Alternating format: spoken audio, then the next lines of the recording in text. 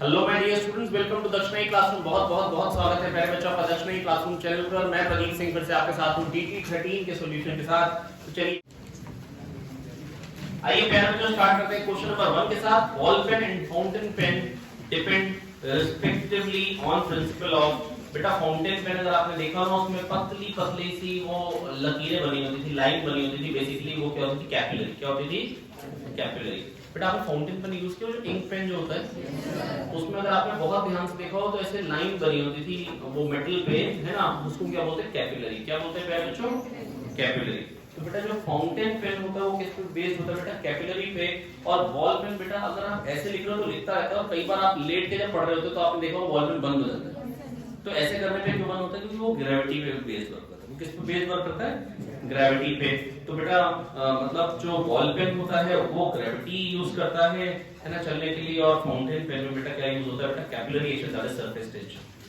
ठीक है, तो बेटा ये हो गया इसका option 3। Next, if the strain in the wire is not more than 10 की पावर -3, है ना, and Young's modulus is 4 into 10 की पावर 11 न्यूटन पर metre square, diameter of the wire is 1 mm, maximum weight that can be hanged from the wire, maximum strain पता है बेटा, stress upon strain होता है यंग्स मॉडुलस। क्या ये बात याद है? या भूल गए हैं? याद है? तो बेटा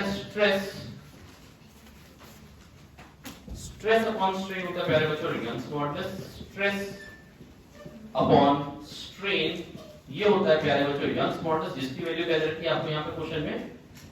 4 into 10 की पावर 11। क्या दे रखी है प्यारे बच्चों? 4 into 10 की पावर 11, है ना। अब स्ट्रेन मैक्सिमम कितना होता है? 10 की पावर -3। तो क्या आप यहाँ से स्ट्रेस नहीं निकाल पाएंगे? मैक्सिमम स्ट्रेस तो सिग्मा मैक्स निकल के आ रहा है प्यारे बच्चों 4 into 10 की पावर 8। कह दो आ गया। और स्ट्रेस होता क्या बेटा? Tension per unit area. क्या होता है प्यारे बच्चों? टेंशन पर यूनिट एरिया, है ना। और टेंशन कितनी होगी? T। और एरिया क्या होगा बेटा? पाई आर स्क्वायर, है ना। टेंशन पर यूनिट एरिया, ये मैक्सिमम स्ट्रेस हो सकता है तो मैक्सिमम टेंशन वो कितनी बियर कर सकता है? मैक्सिमम कितना हम उससे मैक्सिमम वेट लटका सकते हैं, या मैक्सिमम टेंशन कितनी जनरेट कर सकते हैं? Tension per unit area pi 10 की पावर -3/2 ये हो जाएगा रेडियस, क्योंकि 10 की पावर -3 मीटर है, 1 मिलीमीटर डायमीटर है, तो रेडियस हो जाता है डायमीटर/2। ये 2 का स्क्वायर 4 यहां से कट जाएगा, ये पाई आ जाएगा। ये 10 की पावर -6 है तो ये 100 बचेगा। 3.14 into 100 टेंशन आ जाएगी 314 न्यूटन। बेटा क्वेश्चन में पूछा गया था मैक्सिमम टेंशन वो कितनी बियर कर सकता है। प्लीज मेरी बात जरा समझने की कोशिश करें।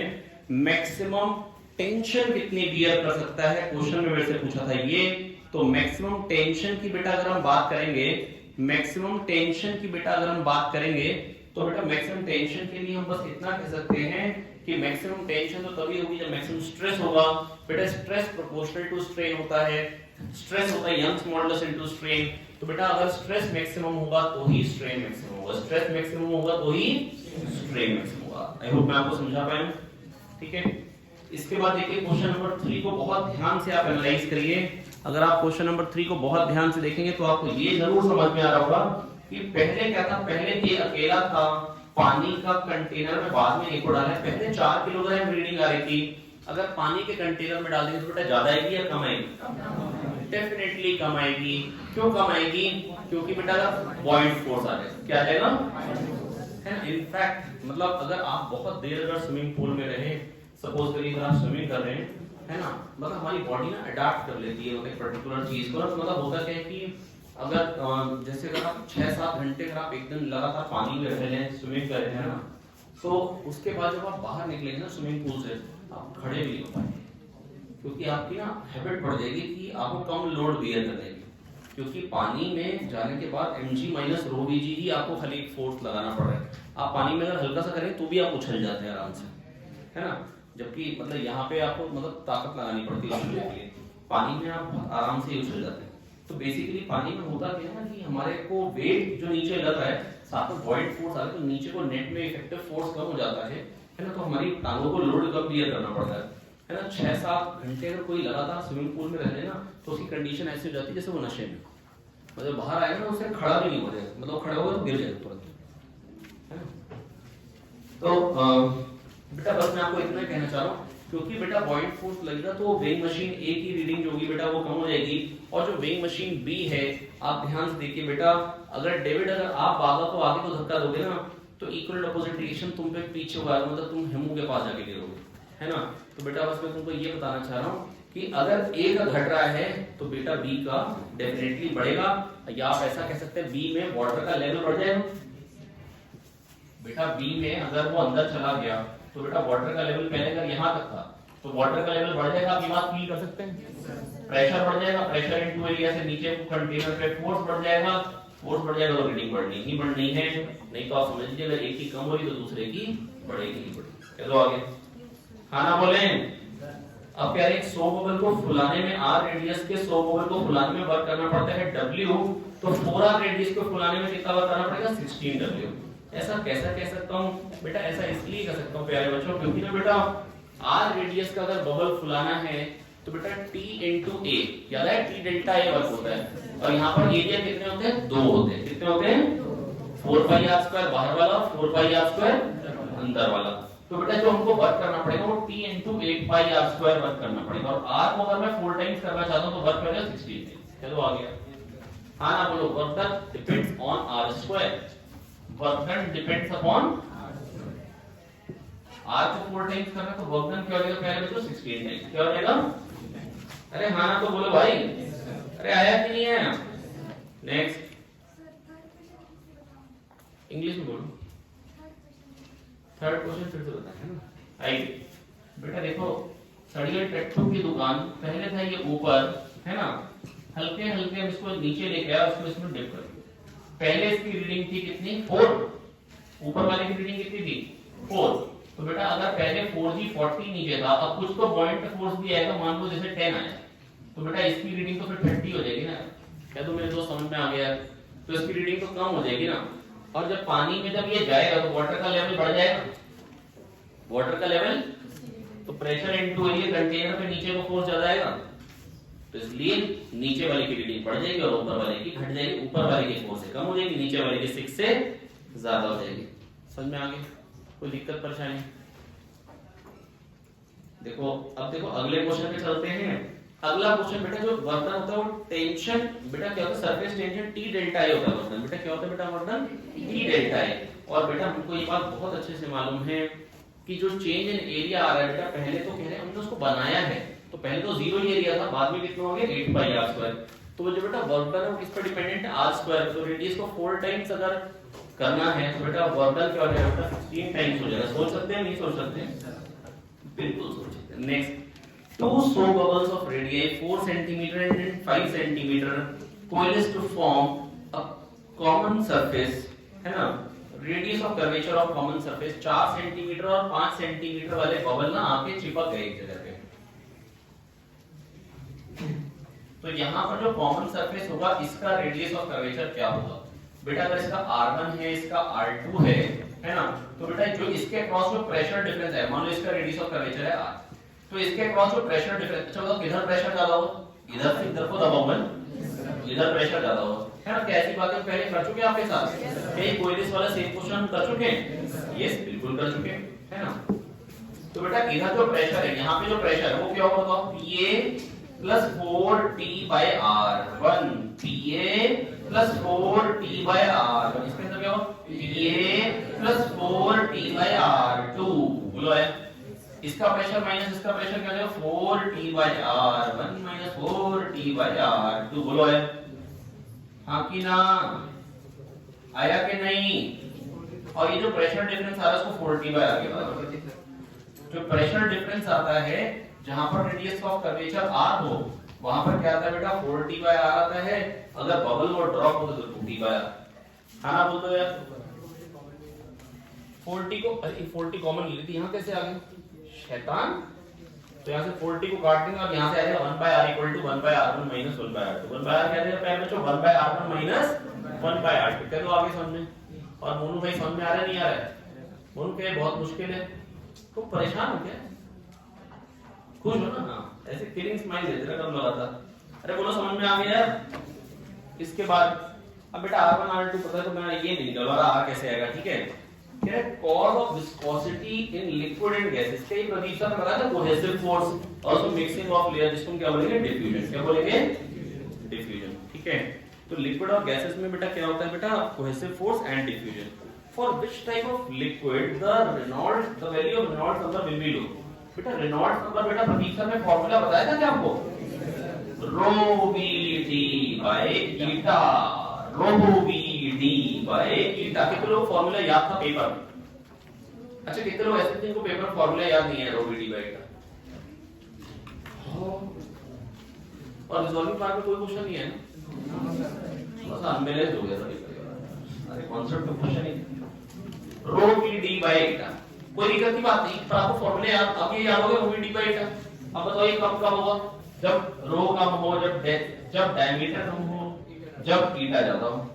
तो ऑल ऑफ दी अबव।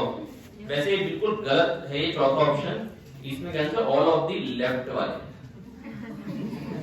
अब तो तब होता जब ऐसे करके होता ना, आया समझ नहीं है। A spring is stretched. A spring is stretched by applying a load to its free end.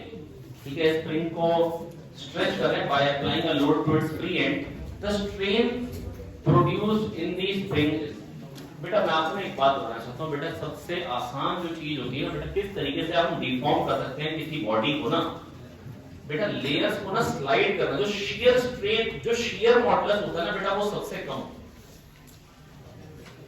जो शियर मॉडुलस होता है ना बेटा वो सबसे कम होता है। मतलब जब भी दो लेयर्स है ना, आप प्रैक्टिकली फील करो बेटा, कोई भी आप सरिया है, अगर आप उसको लगता है कि खींचोगे तो आपको लंबा होता हुआ दिखाई देगा, पर एक सरिया है ना ऐसे, मान लो दीवार से बाहर निकल सकते तो उसको आप नीचे कर पाते।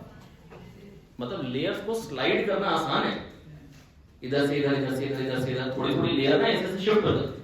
तो जो शियर मॉडुलस है ना बेटा वो सबसे कम होता है। इसीलिए कभी कोई बॉडी कितनी ज्यादा रिजिड है ना, मतलब जो रिजिडिटी बताती है ना कोई बॉडी की रिजिडिटी कितनी ज्यादा, वो हम देखते हैं शियर मॉडुलस से।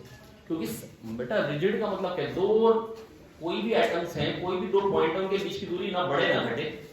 हेलो ऋषभ, बेटा रिजिड का मतलब क्या है, कोई भी दो पॉइंट की दूरी ना बढ़े ना घटे। बेटा कॉम्प्रेस करना और इलोंगेट करना दोनों बड़े मुश्किल काम। कोई सरिया है, उसको खींचना या उसको दबा देना, उसकी लेंथ को कम कर देना या उसकी लेंथ को बढ़ा देना, दोनों बहुत ही डिफिकल्ट काम है। पर लेयर्स को स्लाइड करना हाँ ये आसान है। अगर सरिया निकल रहा है, अगर आप उसको नीचे को धकेलेंगे तो होता क्या, मॉलिक्यूलर लेवल पे लेयर्स जो होती है वो स्लाइड कर जाती है, वो लेयर्स होती है वो एक दूसरे पे स्लाइड कर जाती हैं। तो जो शियर मॉडुलस होता है ना बेटा वो बेसिकली सबसे कम होता है ना, और हमको लेयर्स को स्लाइड करना हमेशा आसान रहता है। और ये बेटा स्प्रिंग होता है ना, स्प्रिंग थोड़ा सा बेटा ये जल्दी में ही हुआ था इलास्टिसिटी आप लोगों, ये जो स्प्रिंग होता है ना बेटा ये इसकी वायर,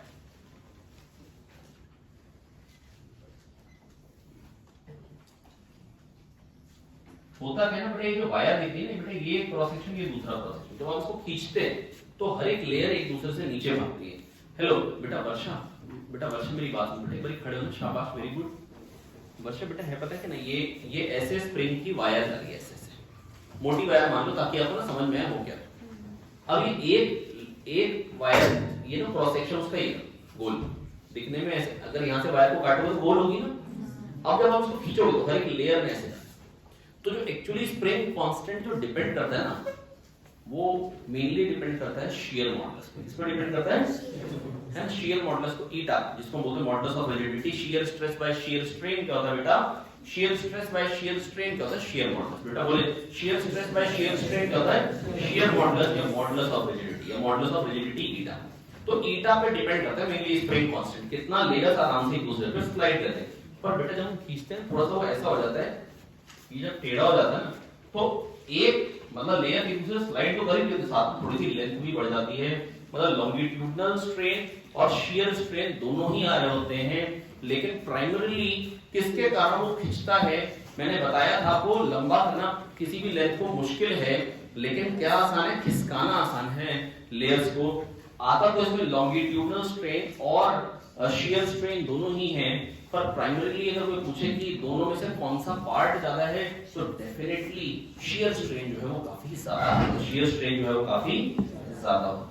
ठीक है, तो बेटा जब हम लोड लगाते हैं तो जो स्ट्रेन आता है बेटा वो क्या होता है, लॉन्गिट्यूडनल और शियर दोनों ही आते हैं बेटा। स्प्रिंग जो ऐसे हो जाएगा इस तरीके से, तो बेटा आप ये बात समझने की कोशिश करिए, यहाँ पे ये लेंथ के अलोंग में भी बेटा एक टेंशन जनरेट हो जाएगी, जिसके कारण कुछ ना कुछ तो लॉन्गिट्यूडनल स्ट्रेन आएगा ही।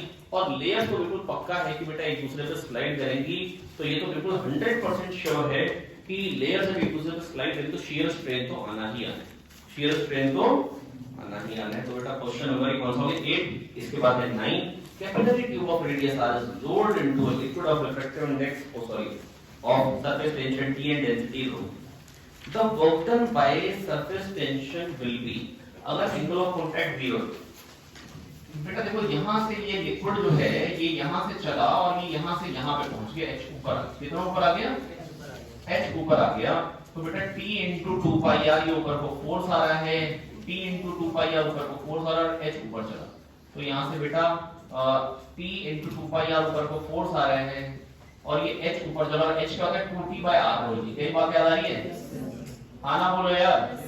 अब यार यहाँ पे तो cos 2t cos theta by r rho g कह लो, 2t by r rho g कह लो, बात एक ही क्योंकि थीटा तो 0 है, थीटा तो आपको याद है 2t cos theta by r rho g में जब cos समान ज्यादा होता था तो छोटा रेडियस लेते थे, याद है ना, टूथपेस्ट छोटी डालनी पड़ती मैडम को, याद आ रही बात है। तो बेटा यहाँ से क्या होगा t 2t 4t स्क्वायर है ना, 4t स्क्वायर पाई बाय रो जी है ना। अब कभी-कभी क्या होता है ना, ग्रेविटी ज्यादा होती है तो 2 नीचे आ जाता है गलती से, है ना, मतलब बाय चांस ऑप्शन ऐसे बने हुए थे कि वो 2 बाय चांस पैरों में आ गया, तो वो ग्रेविटी ज्यादा रही होगी जहां पे प्रिंटिंग मशीन होगी, है ना, आप समझ रहे हैं मेरी बात, वो 2 ऊपर ही होना चाहिए। लेकिन इतना आपको ऑप्शन देख के समझ जाना हो कि हाँ यहाँ पे यार t स्क्वायर मेरा आ रहा है, यहाँ पे t2 आ रहा है, वैसे तो आपने किया भी नहीं होगा, बड़े दिन हो गए थे बेटा, अच्छा किया था क्वेश्चन, क्या बात कर, कितने लोग करके आए पेपर में, हाँ वही मैं कह रहा हूँ, कम ही करके है ना, क्योंकि ज्यादातर लोगों को तो याद नहीं था ये, है ना, रिवाइज करने का टाइम भी नहीं मिला। चलिए अब wooden piece floats half submerged in a tub of water, कह रहे वुडन पीस है आधा पानी में है, आधा, उसको हम कह रहे हैं, अब उस टब को उठा के हम लेके चले गए लिफ्ट पे, ये पता नहीं कौन लेके जा रहा है टब को लिफ्ट में, कोई बात नहीं, वो ले गया, लिफ्ट ऊपर पर एक्सेलरेट कर, इससे बढ़िया तो कहते दानों उठा के उसको दौड़ने लगा ऊपर।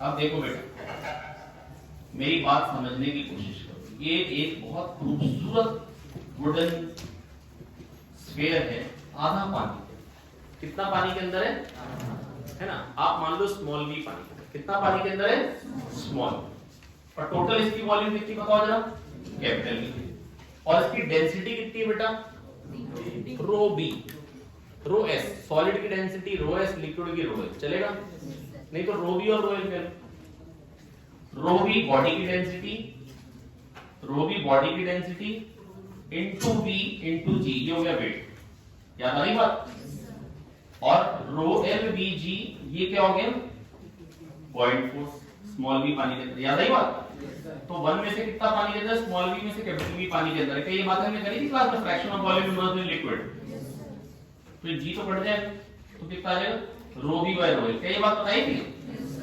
अब बेटा सोचो अगर ये a एक्सेलरेशन से ऊपर जा रहा होगा तो बेटा जो mg है उसके बदले mg प्लस a आ जाएगा, और जो पॉइंट फोर्स भी है उसमें भी g के बदले g इफेक्टिव आ जाएगा, क्या बताया था प्रदीप सर ने, बेटा जो फोर्स आता था ना, याद करो बात, मैंने आपको बताया था प्रेशर डिफरेंस इनटू एरिया के कारण आ रहा है, और जो प्रेशर का डिफरेंस आता है बेटा रो जी एच आता है, अगर कंटेनर रेस्ट पे हो, पर अगर बेटा कंटेनर ए से ऊपर जा रहा हो तो डीएम जी के बदले डीएम जी प्लस ए हो जाता है बेटा मॉलिक्यूल्स पे फोर्स, क्या ये बातें याद आ रही है, भूल गए हैं, अरे हाँ ना बोलो, तो रो जी प्लस ए इंटू एच से बढ़ेगा, जो पॉइंट फोर्स आ रहा है वो जी के बदले जी प्लस ए आ जाएगा, पर वो दोनों साइड आएगा, कट जाएगा, फ्रैक्शन ऑफ वॉल्यूम इमर्स्ड तो वही है, फ्रैक्शन ऑफ वॉल्यूम इमर्स्ड तो वही आएगा, क्योंकि बेटा दोनों में mg के बदले भी mg इफेक्टिव आ जाएगा, और पॉइंट फोर्स में भी g इफेक्टिव आ जाएगा, और g इफेक्टिव की झंड हो जाएगी, g इफेक्टिव की झंड हो जाएगी, बोलो आया कि नहीं है,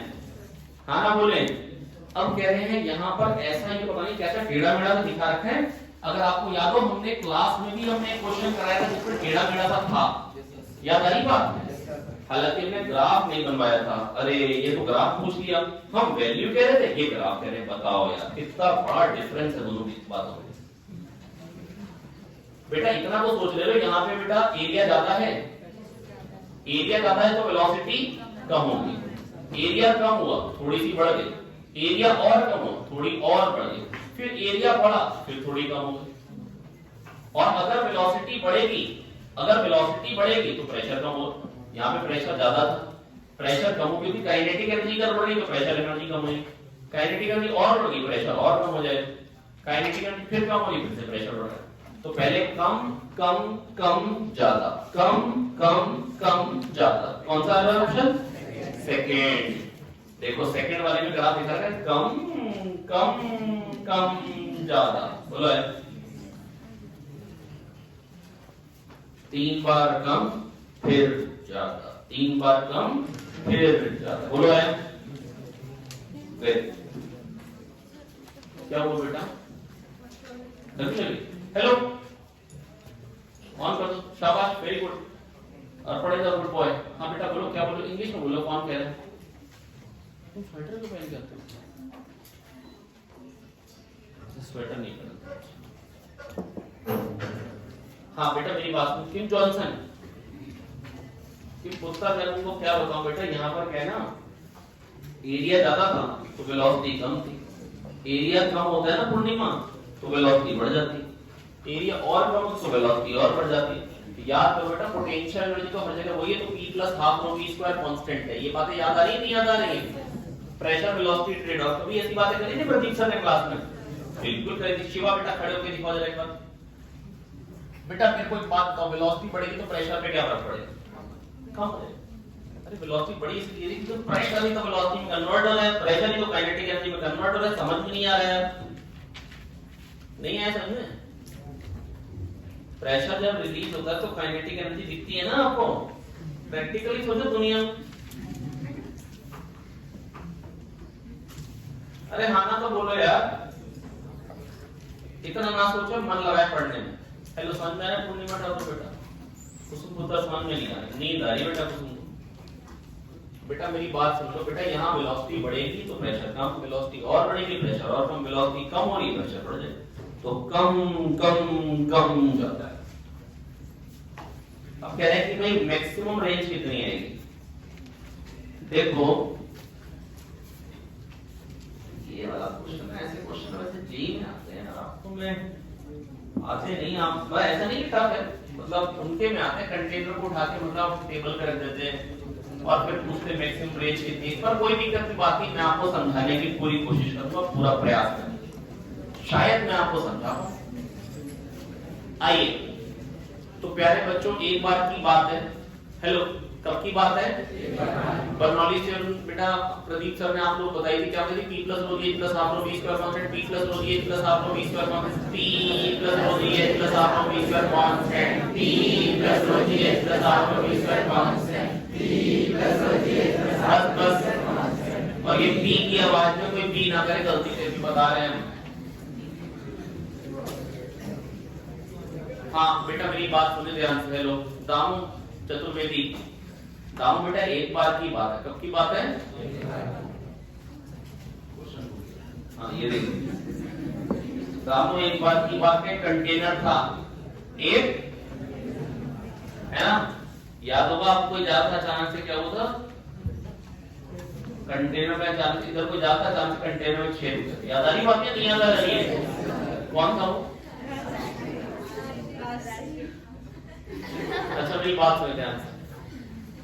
चलिए अच्छा मेरी बात सुनिए तो राजश्री बेटा बात सुनिए ध्यान से। अब मेरे को रेंज की बात करनी है। किसकी बात करनी है? छेद कहां पे हुआ? एक्स पे। हर बार एक्स पे क्यों हुआ यार? इस बार एक्स पे हुआ ना एक्स पे हुआ, हम आप बात ही नहीं कर रहे आप।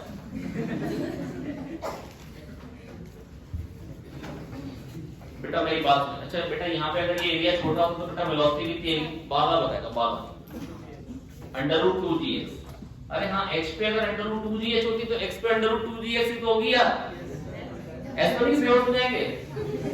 जीनिता गुड, जीनिता जा रही है, बहुत बढ़िया। जीनिता अगर ये h है ये x है तो बताओ ये कितना होगा? अरे बोल दो, ये x है ये h है, तो ये कितना होगा h माइनस x।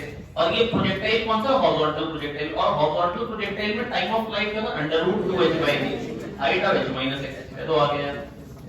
और अगर रेंज निकालनी है तो कैसे निकालेंगे बेटा, x डायरेक्शन में वेलोसिटी वही रहेगी, तो कितना ट्रेवल करेगा, u * t, v * t कर ले, रेंज आ जाएगी, तो रेंज कितनी आ जाएगी, g तो बढ़ जाएगा। अरे ये तो x था ना, सॉरी √2 का 2 बन जाएगा बेटा, v * t से रेंज तो लिख लोगे ना यार, 2√x h माइनस x, हाँ ना बोले, तो रेंज आ गई 2√x h minus x, range आ गई 2√x h माइनस x। बेटा प्रतीक सर ने ना आपको एक बात बता रखी कि क्वाड्रेटिक का ग्राफ होता है पैराबोला, अगर x² कोफिशिएंट पॉजिटिव होता है तो पैराबोला ऊपर को खुलता है, और x² कोफिशिएंट नेगेटिव होता है तो पैराबोला, x² कोफिशिएंट पॉजिटिव होता है तो ऊपर को खुलता है, और नेगेटिव होता है तो नीचे खुलता है। क्या ये सब बातें मैंने बता रखी हैं आपको? पॉजिटिव एटीट्यूड जो x² कोफिशिएंट होता है a होता है, क्या होता है, ax² + bx + c। a अगर पॉजिटिव तो मतलब पॉजिटिव एटीट्यूड, जैसे पुन्नो है, इसका एटीट्यूड पॉजिटिव, इसका मतलब जो इसके पास कटोरा है, आज ये काम पे कटोरा ऊपर, आज इसने सोचा आज ये मेहनत करेगी पैसे, आप समझ रहे हैं मेरी बात। और जब एटीट्यूड नेगेटिव है, ए नेगेटिव है, तो ये इसने रख दिया आज मैं काम नहीं करूँ, आज मैं काम नहीं करूँ। हाँ 1 सेकंड, बस 1 सेकंड है ना। तो बेटा हमको समझ में क्या है, x² का कोफिशिएंट नेगेटिव है, x² का कोफिशिएंट नेगेटिव है, पैराबोला नीचे को खुलेगा, पैराबोला, और बेटा 0 कहां पे आएगा, एक 0 पे और एक h पे, तो मैक्सिमम कहां पे आएगी, h/2, मैक्सिमम कहां पे आएगी, h/2 पे। बेटा सम ऑफ रूट बाय 2 पे, तो x को h/2 रखेंगे, h माइनस h/2 भी h/2, √h/2 आएगा, ये बन जाएगा h। तो मैक्सिमम रेंज आ गई है h, मैक्सिमम रेंज क्या आ गई है h, मेरी बात सुन ले ध्यान से, x h/2 पे, h/2 पे मैक्सिमम रेंज आएगी, तो ये h/2, तो ये h माइनस h/2, ये भी h/2, √h/2 क्या आ h/2 into 2 क्या हो जाएगा h, मैक्सिमम रेंज आ गई है h। मैक्सिमम रेंज क्या आ गई प्यारे बच्चों, h। और मैक्सिमम रेंज कब आती है, जब हम कंटेनर के मिड पॉइंट में छेद करते हैं, जब हम कंटेनर के मिड पॉइंट में छेद करते हैं। अगर आपको मैक्सिमम रेंज चाहिए, अगर आपको, तो एक्चुअली कहां छेद करना पड़ेगा, मिड पॉइंट पे कंटेनर के, समझ में आ गया नहीं आ गया। चलो बेटा मेरी बात सुनो, बेटा देखो एक बार की बात है, हमारे पास एक कंटेनर था, उसमें h हाइट तक पानी था, h हाइट का कंटेनर था, है ना, h हाइट तक पानी था, x पे छेद था, है ना, और यहाँ से पानी ऐसे आ रहा। अगर आपने बहुत ध्यान से देखो बेटा, मैंने शेप कैसे बनाई है, इधर आते हुए मैंने कहा है एरिया ऑफ क्रॉस सेक्शन कम होगा, क्यों कह रहा हूँ, क्योंकि बेटा वेलोसिटी बढ़ती है, area into velocity, flow rate होता है, अगर वेलोसिटी बढ़ेगी तो एरिया कम होगा। और यही अगर पानी का पाइप को ऐसे उठाता हूं तो ऊपर जाके ऐसे हो जाता है, कभी देखा आप लोगों ने, ऐसे फैल जाता है, क्यों, क्योंकि ऊपर जाता वेलोसिटी कम होती है, इसलिए एरिया बढ़ जाता है। ऐसे नहीं कि बस ऐसे उसको अच्छी शेप लेनी है। और पूजी बेटा सब ठीक ठाक है, तो पूजी बेटा मैं तुम्हें क्या बताऊं, बेटा बताओ पूजी यहाँ पे कितनी वेलोसिटी से बाहर आएगा, √2, पूजी इज अ गुड गर्ल, पूजी इज अ, अच्छा अब ये कितनी हाइट है बताओ जनता, h माइनस x। तो बेटा कितना टाइम ऑफ फ्लाइट क्या होगा बता दो जरा, √2 ऑफ h माइनस x/g। बोलो आगे, कोई दिक्कत की बात। अच्छा बेटा ये आगे टाइम ऑफ फ्लाइट, तो रेंज क्या आएगी वर्षा, जनता बता दो रेंज क्या आएगी, v into t, v ये रहा t ये रहा, क्या v into t कर पाओगे आप लोग, ये बहुत मुश्किल है रेंज निकालना। तो √2 आ जाएगा, 2√x h माइनस x।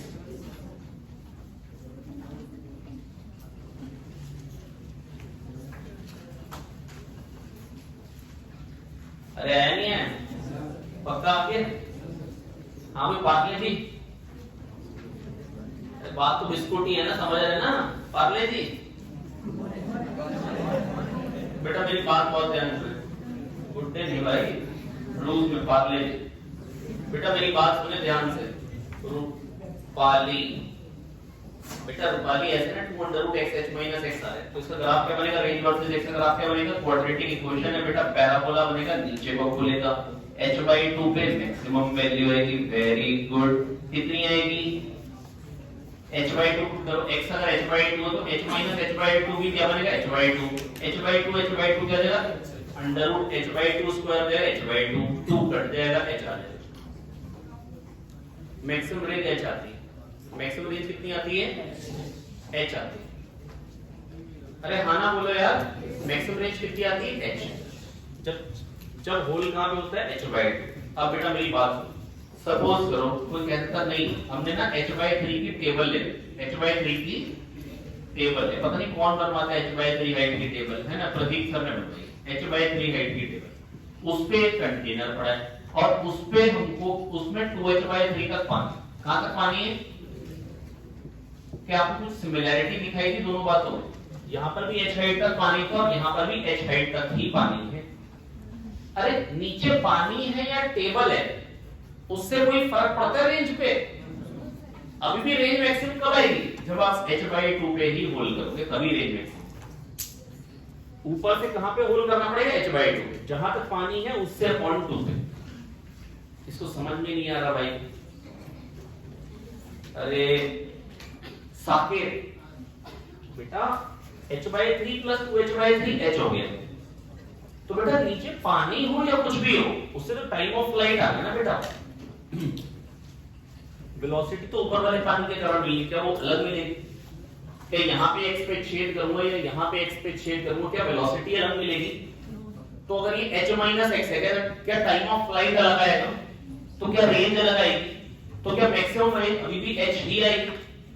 बिल्कुल अभी भी मैक्सिमम रेंज h आएगी। और कब आएगी? जब आप h बाई 2 पे होल करेंगे टॉप से। कह दो आगे। पर मान लो अब देखो ये ना इतना ड्रामा ना एडवांस के क्वेश्चन में ज्यादा होता है, वैसे ना मेंस में भी हो सकता है। मान लो कोई कह दे जो टेबल है वो 2h बाई 3 हाइट, वो कितने हाइट का टेबल है? 2 बाई 3h। और कंटेनर है उसमें कितनी हाइट तक पानी है? h बाई 3 तक। कहां तक पानी है? अब कोई बताओ कि भी मैक्सिमम रेंज क्या आएगी? अब ऐसा नहीं करना कि h बाई 2 पे छेद करें, क्योंकि h बाई 2 पे तो पानी नहीं निकलेगा। समझ में आ गया नहीं आ गया? तो बेटा देखो अगर मिड पॉइंट एग्जिस्ट ही नहीं करता तो ये तो पता होना चाहिए जैसे जैसे मिड पॉइंट तक जाओ तो रेंज बढ़ती जाती, तो आप बॉटम मोस्ट पॉइंट पे छेद करोगे तो मैक्सिमम रेंज है ना। ये सब बातें ना आपको वैसे कभी नहीं है, आपको खाली और खाली आएगा, कभी टेबल में नहीं रखा हुआ कंटेनर नीड में ना, नहीं रख सकते वो लोग टेबल पे।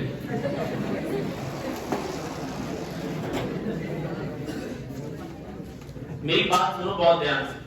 हेलो वर्षा बेटा इधर देखो ना बेटा, रूबी के सिर में देख के क्या करोगी? जू है तो रहने दो, इधर मन लगाए बेटा। मैं बस आपको इतना कहना चाह रहा हूँ बेटा, मेरी बात फिर भी ये समझ लो, मैं बस आपको इतना कहना चाह रहा हूँ, काम की बात खाली ये है अगर एक कंटेनर उसमें h हाइट तक पानी, कहां पे छेद करो कि मैक्सिमम रेंज है h बाई 2 और रेंज कितनी आएगी? मैक्सिमम h कितनी आएगी? क्या दो आप? पर अगर चलो टेबल बताइए तो सुनी लो टेबल। मान लो कोई कहता है कि टेबल 40 सेंटीमीटर हाइट है ना, और उस पे हमने रखा है पानी का कंटेनर और पानी 60 सेंटीमीटर तक है। पानी कहां तक है ना? अब बताओ कहां छेद करती है? 100 सेंटीमीटर तो 50 पे छेद करेंगे तो मैक्सिमम रेंज है। और मैक्सिमम रेंज कितनी आती है बेटा? h। That is maximum range आएगी यहां पे 100 सेंटीमीटर। लेकिन अगर ये 40 होता, पानी 40 तक भरा होता और मान लो टेबल 60 सेंटीमीटर की होती, कितने? 60 सेंटीमीटर की, तो अब ऐसा नहीं कि हम टांगे तोड़ देंगे कि भाई यहां छेद करो यहीं से पानी निकालेंगे, इतनी मेहनत नहीं करेंगे, इतनी मेहनत। तो बेटा यहां पर हम जब मिड पॉइंट एग्जिस्ट ही नहीं करता तो बॉटम मोस्ट पॉइंट पे छेद करेंगे तो मैक्सिमम रेंज है ना। और अगर मान लो फिर कोई कह दे नहीं बताओ रेंज कितनी है, तो अब ये मत कहते हैं h, अब h से तो कम ही है, अब h से तो अब वो कितनी होगी वैल्यू निकाल लेंगे भैया। यहां से मान लो ये स्मॉल h है तो √2gh आपके पास आ गई वेलोसिटी, और मान लो ये चीज है h, ये मान लो h1 √2gh1 से आ गई वेलोसिटी, और ये h2 है मान लो तो √2h2/g से आ गया, √2h/g से आ गया टाइम ऑफ फ्लाइट। तो क्या वेलोसिटी टू टाइम से रेंज नहीं बता पाओगे? बिल्कुल बता पाएंगे। लेकिन मैं फिर आपको कह दूं बेटा जो वो आपसे पूछेगा कंटेनर चुपचाप से जमीन पे पड़ा हो। कहां पड़ा होगा? और h वेट तक पानी भरा होगा। पूछेगा मैक्सिमम रेंज कितनी आएगी, तो हम कहेंगे h क्या है, कहां तक पानी भरा है, h क्या है, और छेद का करना पड़ेगा इस कंडीशन में h/2 पे। राचरी कहां पे, h/2 पे। कौन बहादुर बेटा सामने आ रहा है, कोई दिक्कत परेशानी? और प्रबल खड़े जाते कि तुम ये एक्साइटेड स्टेट में कैसे जाते हैं? हट, यहां बैठता। चलो कोई बात नहीं, जहां मर्जी बैठो, पढ़ने में मन लगा। चलिए, तो बेटा ये हो गया एक क्वेश्चन। इसमें बेटा ये जो क्वेश्चन था इसमें तो आसान था, दोनों एच एच थे। तो कहां पे बेटा मिड पॉइंट एग्जिस्ट करता था, बॉटम मोस्ट पॉइंट पे छेद करेगा। मैक्सिमम रेंज क्या है, 2h। मैक्सिमम रेंज पूछा था तो वो क्या आ जाएगी, 2h आ जाएगी। क्या आ जाएगी, क्योंकि जो ग्राउंड से हाइट है टॉप लेयर की वो 2h, तो इसमें ऑप्शन 1 हो जाएगा। अगला क्वेश्चन है, पूछा है इलास्टिसिटी किसकी ज्यादा है। इलास्टिसिटी प्रदीप सर ने बताया रबर की ज्यादा होती है स्टील की। जिसको डिफॉर्म करने में ताकत ज्यादा लगानी पड़े, जिसको डिफॉर्म करने में ताकत ज्यादा लगानी पड़े, जिसको डिफॉर्म करने में ताकत ज्यादा लगानी पड़े, उसकी इलास्टिसिटी ज्यादा है प्यारे बच्चों। तो देखो बेटा ये ऐसे ऐसे आपको दिखा रखा है।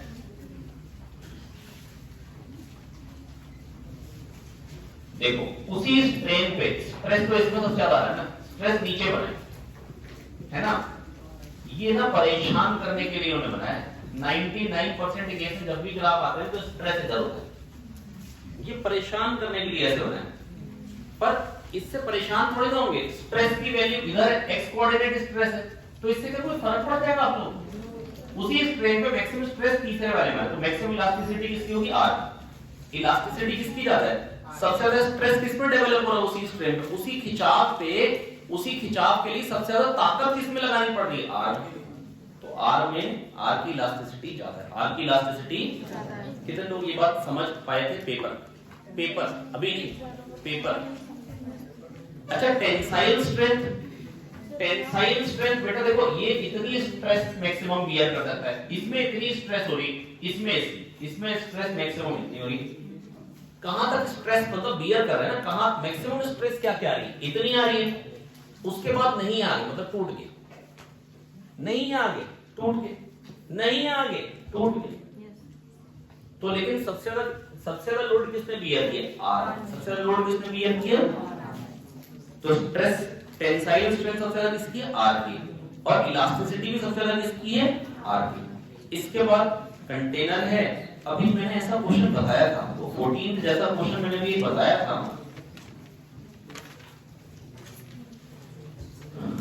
14 इसमें क्या है बेटा, पानी है, ये ब्लॉक है, और ब्लॉक के नीचे बहुत खूबसूरत स्प्रिंग। ठीक है, अब बेटा मेरी बात सुन ले बहुत ध्यान से। हेलो बोलू, हमें बेटा मैं बस ये कहना चाह रहा हूं, अभी पता है mg नीचे को लग रहा है, ठीक है, और ρvg ऊपर को लग रहा है। अब कह रहे हैं इस कंटेनर को अगर हम नीचे लेके जा रहे हैं, ऊपर नीचे लेके जा रहे हैं, तो बेटा mg के बदले क्या आप सोच पा रहे हो कि अब ma ऊपर आ जाएगा, pseudo force mg minus a हो जाएगा, ρvg के बदले ρvg माइनस a आ जाएगा। हाँ ना बोलो, तो नेट में जो नीचे का फोर्स था वो कम हो गया, g के बदले g माइनस हो गया, g के बदले g माइनस a हो गया। अरे हाँ तो बोल दो यार। पहले क्या था, पहले मान लो कंप्रेशन था इसमें x, तो kx plus mg is equal to ρvg। kx कितना है, ρvg minus mg, ρv minus mg। अब g के बदले g माइनस a हो गया, तो टेंशन जो हो गई बेटा वो क्या हो गई, कम हो गई है, जो डिफॉर्मेशन था वो कम हो गया। पहले कॉम्प्रेस्ड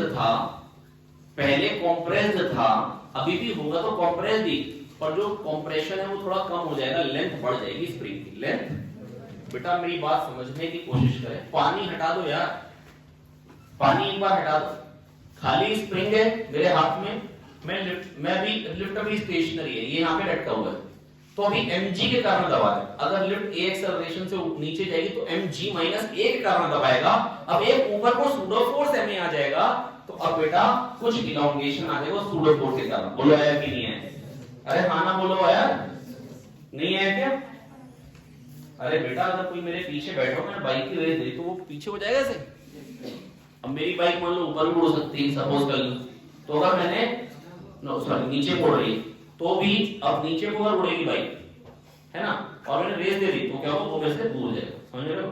तो स्प्रिंग जो है वो थोड़ा सा इलोंगेट हो जाएगा, लेंथ जो है वो थोड़ी सी बढ़ जाएगी, लेंथ जो है बेटा वो थोड़ी सी बढ़ जाएगी। अरे हाँ ना तो बोलो यार। बेटा डायरेक्टली समझने की कोशिश करो, पहले mg था, जब a से नीचे जाएंगे तो ma एक सूडो फोर्स आ जाए। अरे हाँ ना तो बोलो यार। तो सूडो फोर्स अगर एक आ जाएगा तो लेंथ तो बढ़ जाएगी ना यार, और बाकी लगे नहीं होंगे तो भाई कैलकुलेशन ही कर दो, kx प्लस mg बराबर होगी, बाद में g कर दे, g माइनस a कर दे। तो पहले जो कंप्रेशन है वो ज्यादा है, बाद में जो कंप्रेशन है कम है, तो लेंथ बढ़ जाएगी। चलिए कह रहे केबल है जो कि 1000 न्यूटन सपोर्ट कर सकती है, उसको दो पार्ट में तोड़ दिया, आधी आधी लेंथ। अब कह रहे बताइए अब वो मैक्सिमम लोड क्या बियर करती से।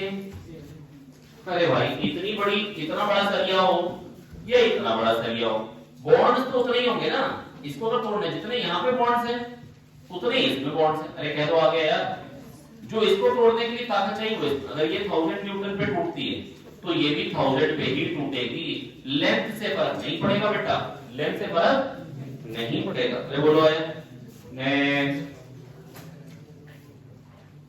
क्या है, मार्क द इनकरेक्ट स्टेटमेंट, बड़ी अच्छी बात। Sliding of molecular layer is much easier than expansion और कंप्रेशन, बिल्कुल सही बात। बल्क मॉडुलस का रेसिप्रोकल होता है कंप्रेसिबिलिटी, है ना, ये भी बिल्कुल सही बात है, मालूम नहीं थी लेकिन आप लोगों को। बेटा बल्क मॉडुलस का रेसिप्रोकल क्या होता है? कंप्रेसिबिलिटी। क्या होता है? Compressibility. It is difficult to twist a long rod as compared to small, ये बिल्कुल गलत बात है।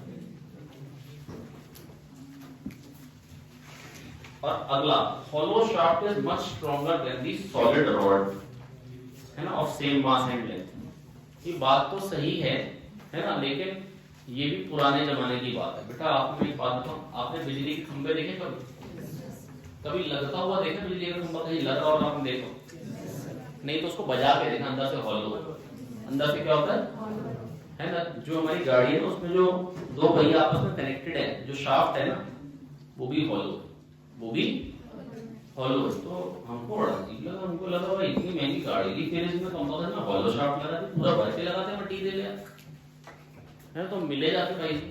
हमने कहा बुढ़वा योगा कर रखा है।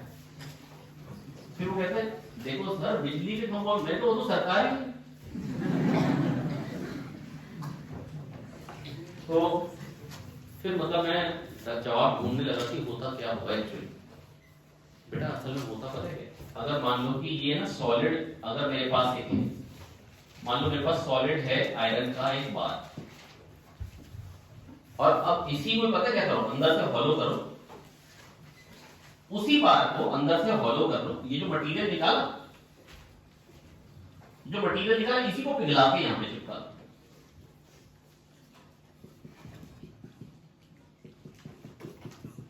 तो स्ट्रेंथ बढ़ जाती, तो स्ट्रेंथ जो होती है बेटा वो बढ़ जाती है। अब ये बात बड़ी अजीब लगी हमें, मैंने कहा अंदर है तो स्ट्रेंथ कम है, मेरी बात तो सुन लो, अंदर है तो स्ट्रेंथ और बाहर है तो स्ट्रेंथ क्या जाता है। आप बेटा कोई भी पाइप लेना, उसको आप मोड़ने की कोशिश करना, वो नहीं मोड़ पाओगे, सरिये को मोड़ लेते हैं। कुछ तो बात है, बात तो सही लग रही है, मेरी बात सुनो। हल्का सा पाइप होता है, उससे कम मास का पाइप, सरिये से कम मास का पाइप ज्यादा स्ट्रेंथ रखेगा जिनीता, है ना। सरिये को मोड़ना आसान होगा, पाइप नहीं मुड़ेगा। सरिये को घुमाना भी आसान होता है, आप नहीं घुमा पाएंगे, बोलता मशीन से घुमा लिया, पाइप को घुमाना बहुत मुश्किल है। इसका मतलब स्ट्रेंथ तो बढ़ रही है, लेकिन ऐसा हो क्यों रहा है ये नहीं समझ रहा, ऐसा हो क्यों रहा है ये समझ में नहीं आता। मैं कोशिश करता हूं थोड़ा सा बताने की, है ना, हालांकि काम का तो ये भी अप्रोक्सीमेटली शायद नहीं है, लेकिन ये बताना चाहता हूं। ये एम्स का जब पेपर होता था ना, तो ये वहां का फेवरेट क्वेश्चन, भाई एम्स वालों का फेवरेट है, असर्शन रीजन में कई बार पूछा। अब देखो बेटा होता पता है क्या, देखो ये एक रॉड है, मान लो इसको मैंने घुमाया, इस पॉइंट को मैं यहां से उठा के यहां पे, तो ये इतना आगे बढ़ा। ध्यान से सुनना मेरी बात, ये मैंने रॉड को घुमाया, तो ये मान लो थीटा से मैंने घुमाया, तो आर थीटा आगे चला जाएगा। क्या आप ये बात सोच पा रहे हो? कितना आगे जाएगा? R theta. और ये जो भी लेंथ, ये आ गया शियर स्ट्रेन। ये क्या है? ये है शियर स्ट्रेन। तो वो लेयर उसके कंपैरिजन में कितना आगे खिसक।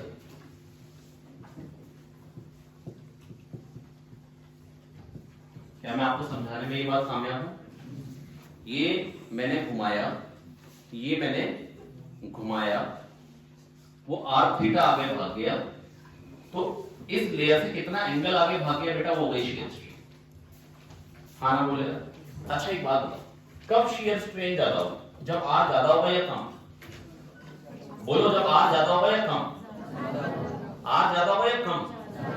अच्छा, इसलिए जब अंदर से निकाल के बाहर लगा देंगे ना, अंदर वाले पार्ट के कारण जो शियर स्ट्रेन आनी थी बिल्कुल आनी थी, लेकिन बाहर वाला पार्ट जो है उसी एंगल पे ज्यादा भाग जाएगा, तो उसके कारण शियर स्ट्रेन ज्यादा आएगी, तो शियर स्ट्रेस भी ज्यादा डेवलप करेगा, उसको घुमाना आसान नहीं होगा, वो ज्यादा रिजिड होगा। तो इसलिए ना अंदर वाला मटेरियल निकाल के बाहर लगा दो तो ज्यादा सेंसिबल बात। हाँ, अगर अंदर भी लगा दो बाहर भी लगा दो तो भी तो स्ट्रेंथ बढ़ेगी ही, पर अगर सेम मास की है तो अंदर से कुछ मास निकाल के बाहर लगा दो तो बहुत ज्यादा बढ़ेगी। पर अगर बेटा अगर हर जगह हम मास को बढ़ाते ही चले जाए ना, तो फिर क्या होगा, हर चीज का वेट इतना ज्यादा हो जाएगा कि मतलब गाड़ी का इतना डेड वेट अगर हमको कैरी करना पड़ेगा तो फिर मतलब एफिशिएंसी भी कम हो जाएगी, है ना? उससे इतनी स्ट्रेंथ आ जाती है कि काम बन जाता है। ये जो लोहे के पाइप वाइप होते हैं ना बेटा, जो इलेक्ट्रिक पोल्स होते हैं, मेरी बात सुनो बेटा, आप यहाँ से बेटा एक बार फिर उधर जाना जरा, इसको थप्पड़ मार के जरा दीपक को सदमे में जो हाँ चुपचाप से माने के खड़े हो जाओ, बस तुम बजाना मत उसको।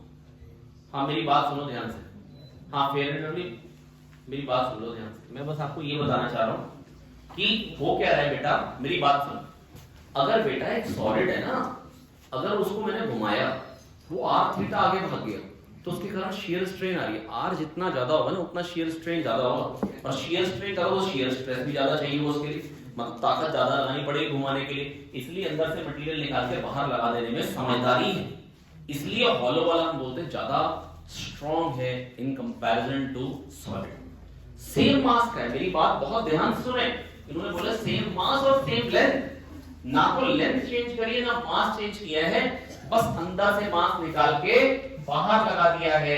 इसके कारण बेटा आर थीटा जो शियर स्ट्रेन बनी थी वो कम बननी थी, इसके कारण ज्यादा बनेगी, तो शियर स्ट्रेन ज्यादा होगी, तो फाइनली शियर स्ट्रेस भी ज्यादा आएगा।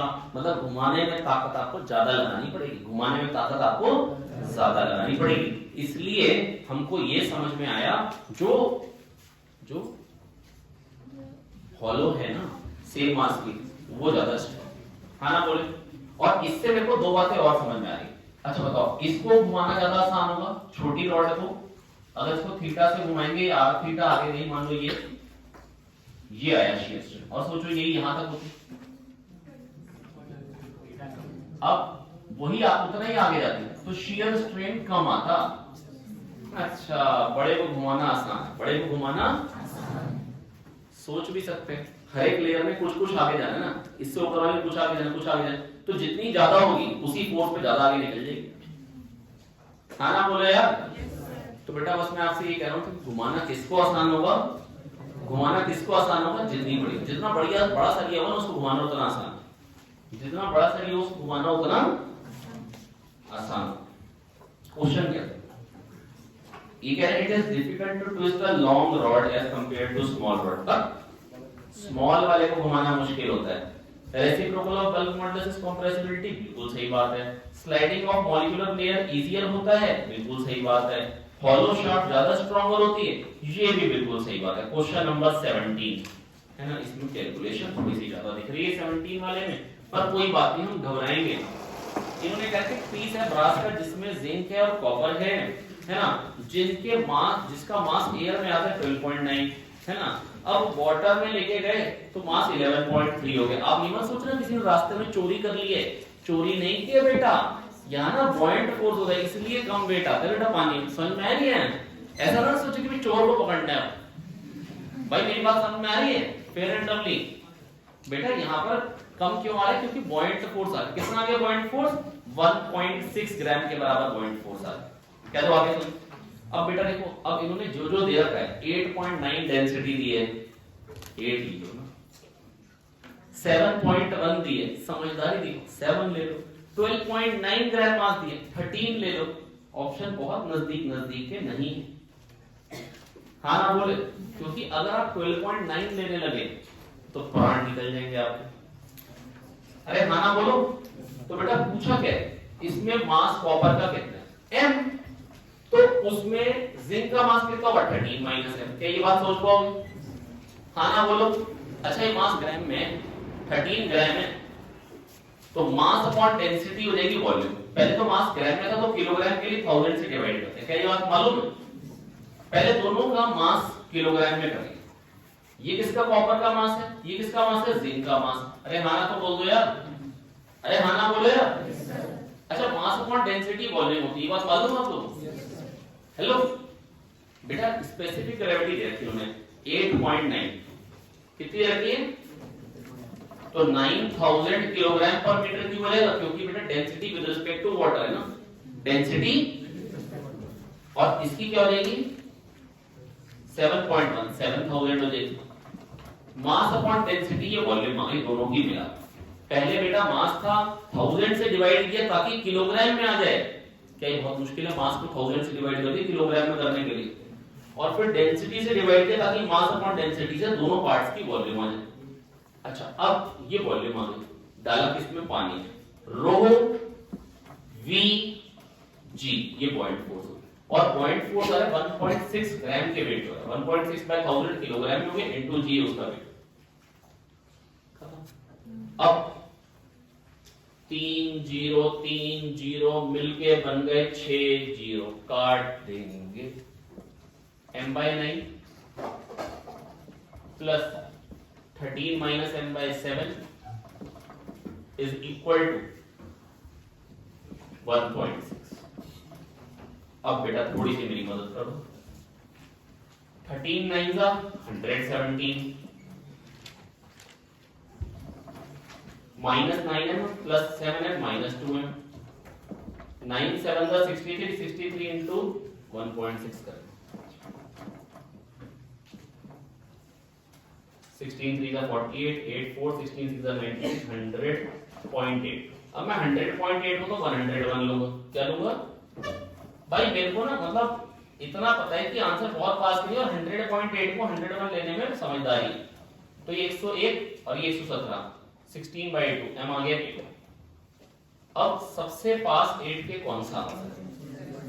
7.6। अब ऐसा तो है नहीं कि अगर आपका 8 आंसर आ गया और आपके पास 7.6 और 15 ऑप्शन को आप 15 पे टिक कर दो।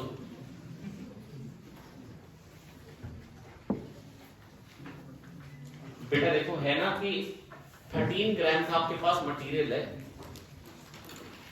करेक्ट है? 13 ग्राम का आपके पास मटेरियल है ना, उसमें कुछ कॉपर है और कुछ जिंक है। तो कितना कॉपर होगा बेटा उसमें? m ही तो होगा। तो जिंक कितना होगा? 13 माइनस है वो। अच्छा ये मास ग्राम में था, किलोग्राम के लिए 1000 से डिवाइड कर पाओगे? किलोग्राम के लिए क्या 1000 से डिवाइड कर पाओगे? अच्छा मास अपॉन डेंसिटी से क्या वॉल्यूम निकाल पाओगे? रो वी जी ये हो गया पॉइंट फोर्स। वाटर का बेटा 10⁻³ होता है बेटा, वो तो मालूम होता है। अच्छा ये भी देना पड़ेगा? तुम तो चाहोगे तुम्हारा शीट पे नाम भी लिखा हुआ है सिद्धार्थ क्रैकजैक। हाँ बेटा समझ में आ रहा है नहीं आ रहा है? तो बेटा ये रो वी से पॉइंट फोर्स आ गया और 1.6 ग्राम से डिक्रीज हो रहा है बेटा। 12.9 था और 11.3 है, 1.6 ग्राम का डिक्रीज आ रहा है। 1.6 ग्राम के बराबर 1.6 ग्राम का जो वेट होगा उतना पॉइंट फोर्स कर रहा हूं। अरे बोलो आया 1.6 बाय 1000 ही हो जाएगा मास इन किलोग्राम इनटू जी। बस बेटा यहां से m निकालना था। छोटी सी कैलकुलेशन जो दिखने में भयानक लग रही है। अच्छा इतनी कैलकुलेशन वाले क्वेश्चन आपके पेपर में कितने आते हैं? 3 या 4। इतनी कैलकुलेशन ये है ना, इतनी कैलकुलेशन वाले नीट 2021 में 3 या 4 क्वेश्चन, इतनी कैलकुलेशन वाले। इससे कम कैलकुलेशन वाले, मतलब ये आपके पेपर के लिए अच्छी कैलकुलेशन वाला क्वेश्चन। अगला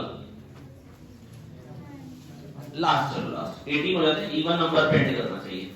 बेटा कह रहे हैं ए लेंथ की रोप, ए लेंथ है रोप की जब 4 न्यूटन टेंशन है, बी लेंथ है रोप की जब 5 न्यूटन टेंशन है, जब 9 न्यूटन टेंशन तो क्या जाएगी a प्लस b, ऐसा तो नहीं सोचोगे। आपको ये सोचना होगा a 4 न्यूटन पे a लेंथ की रोप, 5 न्यूटन पे b लेंथ की रोप है, तो 1 न्यूटन से लेंथ में इंक्रीज आ रहा है b माइनस से, कह दो आगे 1 न्यूटन से b माइनस 1 का इंक्रीज आ रहा है, तो 4 न्यूटन से कितने का इंक्रीज आएगा 4b माइनस 1। तो 9 न्यूटन पे टेंशन हो कितनी जाएगी, b तो लेंथ थी और इतनी लेंथ का इंक्रीज आ जाएगा 4b माइनस 1, तो 5b माइनस 4, 5b माइनस 4। ठीक है, आज के लिए इतना ही है, बाकी मुलाकात होती है शाम में, है ना। अगला क्वेश्चन भी वैसे तो बहुत ही बर्बाद है, लेकिन चलिए शाम में।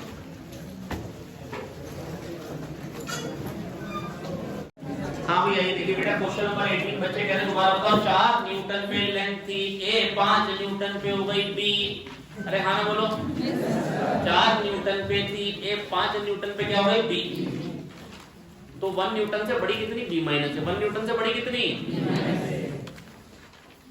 4 न्यूटन पे लेंथ थी ए, 4 न्यूटन पे लेंथ थी ए, 5 न्यूटन पे हो गई बी, 5 न्यूटन पे हो गई बी, 1 न्यूटन से बढ़ गई बी माइनस नहीं है, तो 9 न्यूटन मतलब 4 न्यूटन, 4 और 4 न्यूटन से कितनी बढ़ जाएगी 4 टाइम्स बी माइनस।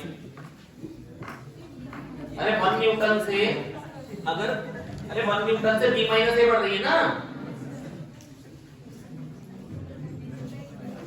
ए से बी हो गई तो इंक्रीज क्या है बी माइनस ए का, तो 4 न्यूटन और लगा दिए फोर्स यार, 5 न्यूटन के बाद 4 न्यूटन और लगा दिए, कोई तो 9 न्यूटन होगा यार, 5 प्लस 4 इक्वल टू 9, पता है आपको, तो 4 न्यूटन से 4b माइनस ए का और एलोंगेशन आ जाएगा, b plus 4 times b minus A हो गई। अरे हाँ ना बोलो यार। नेक्स्ट कौन सा आ जाएगा 5b माइनस 4। नेक्स्ट अगला क्वेश्चन, चलिए आगे बढ़ते हैं, थोड़ा सा खुद से एक बार सोचिएगा और नहीं आ पाए तो फिर कल अपने से दोबारा आप रिविजिट कर सकते हैं, पूछ सकते हैं। ठीक है, बस आपको ये सोचना था कि 1 न्यूटन में इतना बढ़ रहा है, तो क्योंकि बेटा जो फोर्स आता y by l into x, कई बार क्या था कि f equal to kx type आता था, तो f proportional to x है ना, f equal to kx type आता था ना। अगर f1 से इलोंगेशन आ रहा है मान लो x1 और f2 से आ रहा है मान लो x2, तो f1 प्लस f2 से कितना आएगा, f1 प्लस f2 बराबर kx आएगा, मान लो x आएगा, तो f1 प्लस f2 क्या है kx1 प्लस x2, तो अगर f1 से x1 आ रहा है f2 से x2, तो f1 प्लस f2 से आएगा x1 प्लस x2।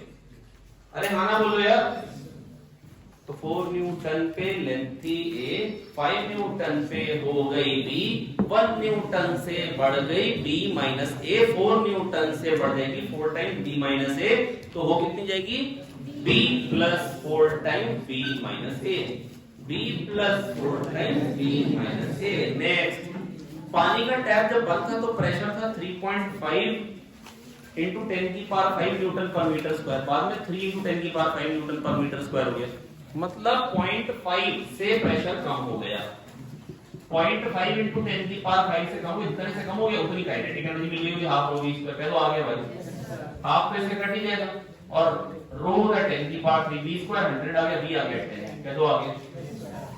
बहुत मुश्किल है भैया भाई, पहले प्रेशर था 3.5, अब हो गया 3, हाफ से कम हो गया प्रेशर, तो वो प्रेशर एनर्जी कहां जाएगी, खो जाएगी, है ना, अजीब, प्रेशर एनर्जी कहां जाएगी, काइनेटिक में कन्वर्ट हो जाएगी गधे, तो हाफ इंटू 10 की power 5 equals to half rho v square कर देंगे और v निकाल लेंगे। बोलो आया, और भी अक्षर, तुम कमजोर होते जा रहे, ध्यान रखेंगे अपना।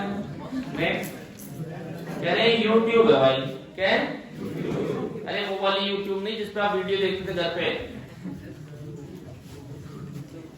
देखो ये क्वेश्चन से बोला जैसे मॉड्यूल का ही है, देखो ध्यान से, अरे ये तो मॉड्यूल का ही है 10 सेंटीमीटर और 12.5 सेंटीमीटर। अच्छा 33 इयर्स से है क्या? देखो वो क्वेश्चन कर रहे हैं, पता नहीं फिर यार जेई वालों को कराया है नहीं, ये सेम कैलकुलेशन देख रहे हैं 10 सेंटीमीटर और 12.5 सेंटीमीटर। अच्छा लास्ट ईयर कराओ 10 सेंटीमीटर 12.5 सेंटीमीटर। अरे हाँ ना तो बोलो यार। प्यारे बच्चों मेरी बात सुन लो ध्यान से, एक है 10 सेंटीमीटर, दूसरी तरफ लेंथ है 12.5 सेंटीमीटर, दूसरी तरफ लेंथ क्या है 12.5 सेंटीमीटर। प्यारे बच्चों बस मैं आपको ये कह रहा हूं, यहाँ पे प्रेशर तो दोनों जगह बराबर हो, ρ1 GH1 और ρ2 GH2 को बराबर करना है। ρ1 क्या है? ρ1 क्या है? वाटर है 10 की power 3 G 10 is equals to, उधर क्या है डेंसिटी ऑयल। अच्छा निकाल लीजिए, वही सब कुछ निकालेंगे। H है 12.5, H क्या है? तो G को काट दो, G को काट दो, इसको चुपके से नीचे ले आओ, इसको चुपके से, और 1000 को ना ऐसे लिख, और 12.5 को 25/2 लिखो। क्यों? मजा है।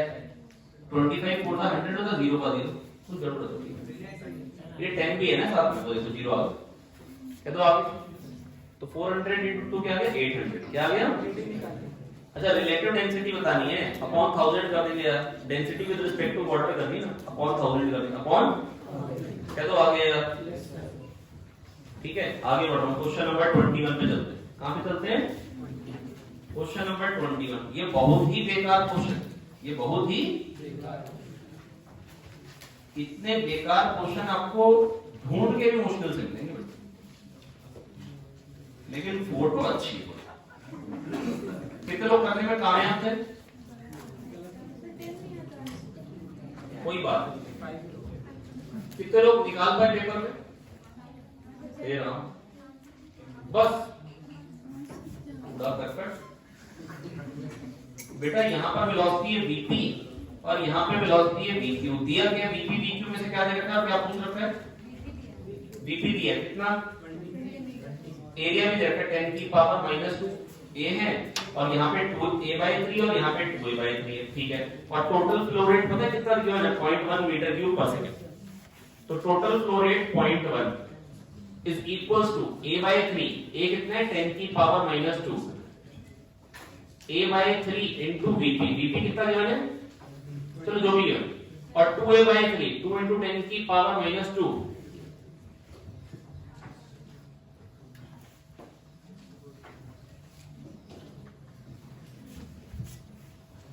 टू इंटू 10 की पावर -2 2a/3 इंटू vq, और ये फ्लो रेट। अब vp कितना लिया मैंने माइनस का, वेरी गुड। तो बेटा 10 की पावर -2 बेटा a/3 इधर का एरिया a/3 इंटू v1, बेटा a1 v1 plus a2 v2, ये जो टोटल फ्लो रेट है 0.1 गिवन है। अब 10 की पावर -2 को इधर ले जाओगे तो 10 बन जाएगा। समझ सकते हो बात है, नहीं समझ सकते हो भाई? 10 और 3 को भी ले जाओ 30, और vp कितना गिवन है क्वेश्चन में 20, और 2 तो बच गया ना इधर, ट्वाइस ऑफ vq। क्या निकाल लोगे? नहीं निकाल पाओगे, 5 आ गए। हाँ ना बोलो,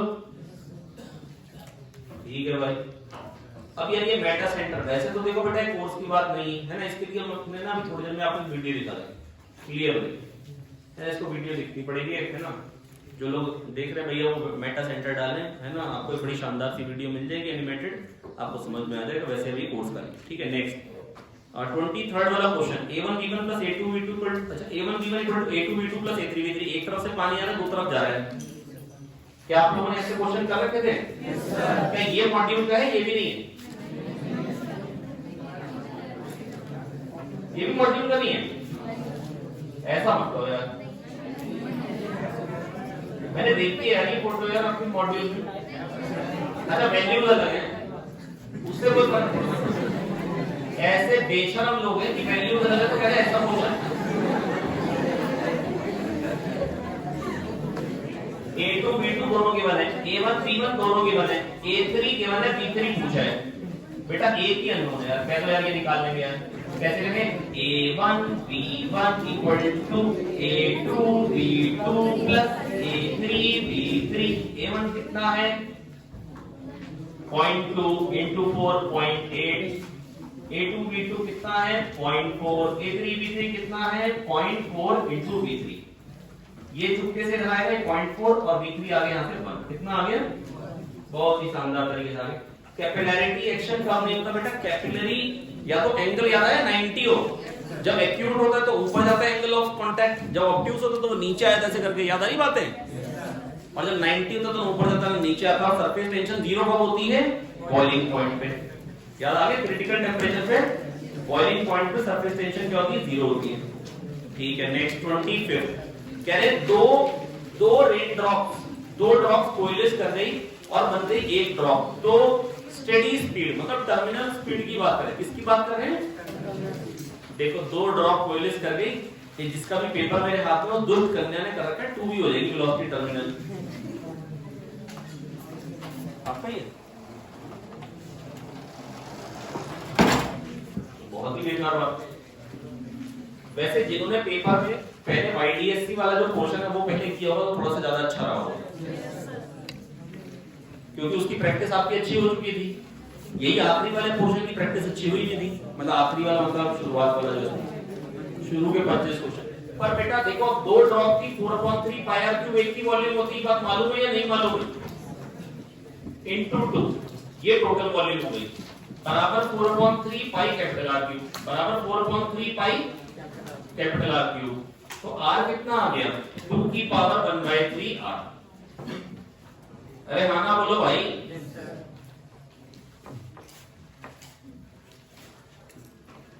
तो बेटा देखो मेरी बात सुने बहुत ध्यान से, 2 की पावर 1/3 आर, ये आर की वैल्यू आ गई, और जो टर्मिनल वेलोसिटी होती है ना बेटा होती है 2/9 9 2 11, याद आ रही है बात, 2/9 r square d minus rho g by 8r। कई बातें याद आ रही हैं, कौन सी सर में बताइए बातें, तो रेडियस के स्क्वायर पे डिपेंडेंट है, रेडियस 2 की पावर 1/3 टाइम्स होगी तो टर्मिनल स्पीड 2 की पावर 2/3 टाइम्स होगी, 2 की पावर 2/3 टाइम्स होगी। अरे हाँ ना तो बोल दो यार, तो बेटा रेडियस को अगर 2 की पावर 1/3 टाइम्स किया तो टर्मिनल स्पीड कितने टाइम्स जाएगी, 2 की पावर 2/3। चलिए नेक्स्ट, इसके बाद चलिए अगले क्वेश्चन पे चलते हैं। अगला क्वेश्चन क्या है प्यारे बच्चों, अगला क्वेश्चन है 26, कह रहे हैं सेंट्रल मैक्सिमा शिफ्ट नहीं हुआ। अच्छा ये कितने लोग ये क्वेश्चन करने में कामयाब थे, मतलब कर पाए सही, बहुत ही गलत बात है जो लोग नहीं कर पाए, मतलब हमें बहुत दुख है इस बात। कह रहे सेंट्रल मैक्सिमा यहीं पे ही आ गया, S1O S2O S1O minus T1 plus μ1 T1, क्या बात समझ में आ रही है, S1O में से T1 हटाओ, T1 के बदले μ1 T1 जोड़ो, जितनी इसकी पाथ लेंथ होगी उसकी इतनी पाथ लेंथ होगी, सभी को मैक्सिमम वहीं का आई है, S2O minus T2 plus μ2 T2, S1O S2O को काटो, μ1 minus 1 T1 equal to μ2 minus 1 T2, बोलो आया, तो बड़ा बढ़िया लगता है, क्या हमने ऐसी कैलकुलेशन कराई नहीं आपको यार, हमने YDSC का बहुत एग्जॉस्टिव पढ़ा था, बहुत ज्यादा एग्जॉस्टिव, ये आना चाहिए था, पता नहीं, चलिए कोई बात, हाँ कितना हो जाएगा बेटा, फिर μ1 कितना क्या मैंने 2.5 माइनस 1 1.5, और इसकी थिकनेस कितनी है 1.2 माइक्रोमीटर, और μ2 कितना क्या मैंने 1.5 माइनस 1.5, और T2 निकालना, तो 0.5 3 जा 1.5 3 into 1.2 3.6 आंसर है, 3.6 कौन सा ऑप्शन है 1। येलो लाइट को यूज करके YDSC करे क्वेश्चन नंबर 27 में, कह रहे हैं जहां पे फेज डिफरेंस 7 पाई हो, 7 पाई में मिनिमम होता है, मिनिमम मतलब डार्क मतलब ब्लैक है,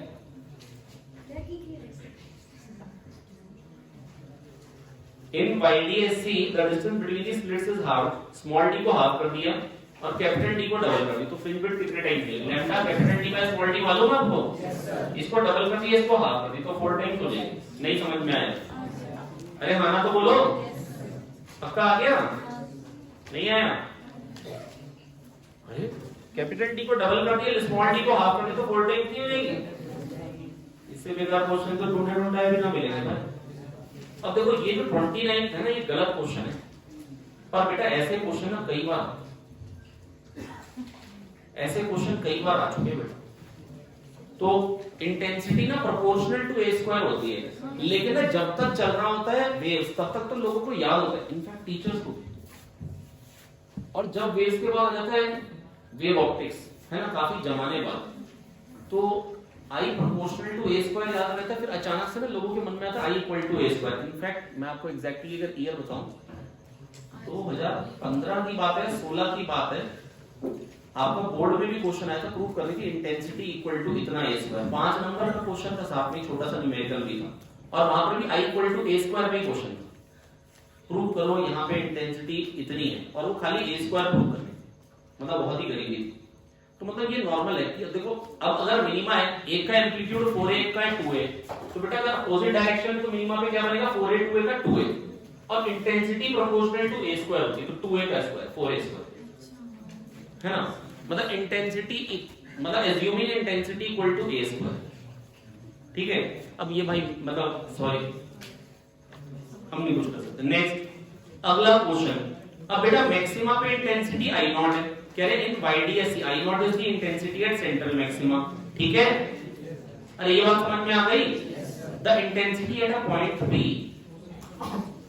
अच्छा डिस्टेंस x पे इंटेंसिटी कितनी होगी बेटा, मेरे को तो इतना पता है I equal to I max cos square 5/2, I equal to I max, अब I मैक्स क्या I नॉट, तो I नॉट के साथ cos स्क्वायर चाहिए, I नॉट के साथ cos स्क्वायर चाहिए, कहां है I नॉट के साथ cos स्क्वायर, अरे एक ही ऑप्शन में आ रहा है I नॉट के साथ cos स्क्वायर, I नॉट के साथ cos स्क्वायर एक ही ऑप्शन में आ रहा है।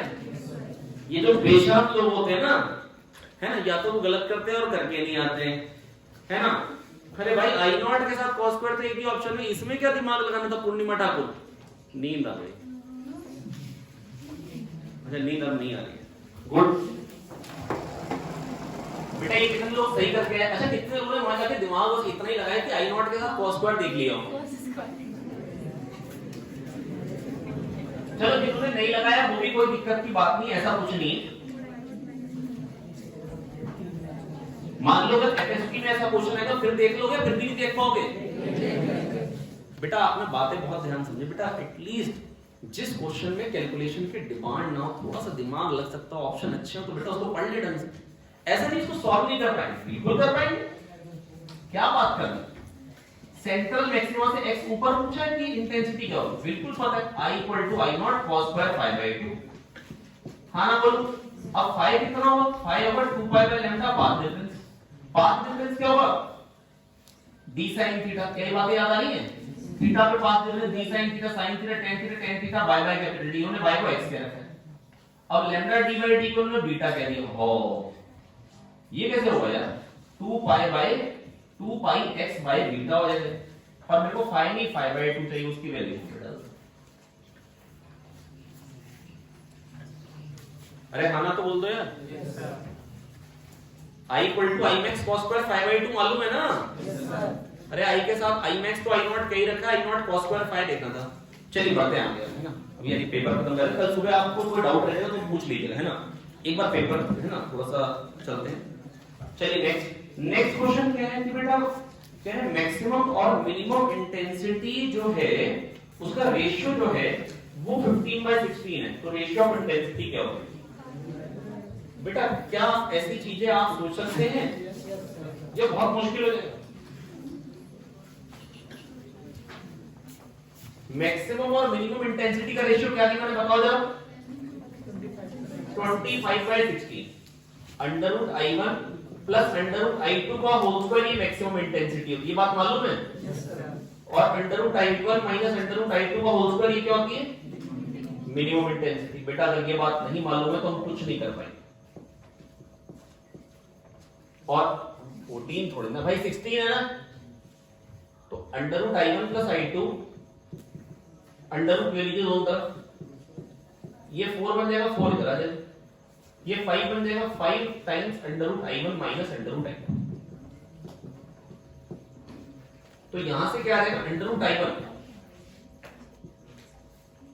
और यहाँ पे 5/√i2 4/√i2 9/√i2 हो जाएगा। अरे हाँ ना तो बोल दो यार, i1/i2 क्या आ जाएगा 81।